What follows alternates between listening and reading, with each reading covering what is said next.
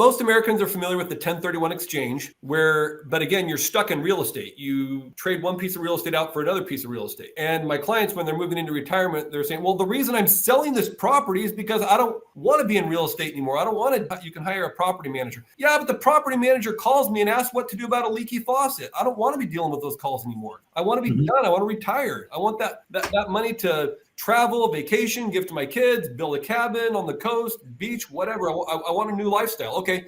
So 1031 exchange only works if you're trying to get out of real estate. That's why most of these results are zeros, because you don't have any liquidity and you don't have a diversified portfolio. You can't access the money. The opportunity zone, these were pretty exciting when they came out within 5 years ago, the opportunity zones first started to make their mark. They didn't get quite the traction that we wanted. I think the issue was you had to invest in financially distressed areas. And a lot of people started to think, well, if it's a bad investment before, and even if they give me a tax benefit, do I want to make a bad investment just because of the tax benefit? The Charitable Remainder Trust, I really like these for clients who have charitable intentions. You can defer the entire gain, which is great. No minimum investment. That investment continues to grow. You can get stable cash flows from them, low ongoing management. You don't have to sell real estate. You can sell a business to get into a Charitable Remainder Trust, and you can get into a diversified portfolio.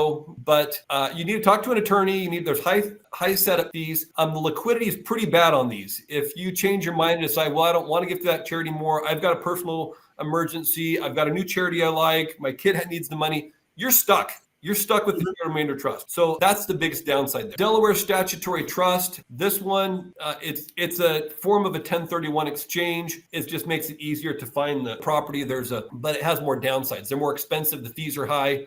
But again, it's like a 1031 exchange where you don't have to find the replacement property. RE's Delaware Statutory Trust. I really like these. These have a lot of benefit. These ones, again, this has to be a piece of real estate you're getting out of. The fees are very high. The liquidity is difficult. These are really good for people who want to stick with real estate but want liquidity. So you can get some liquidity after you've been in the program for a few years and you're willing to pay the fees.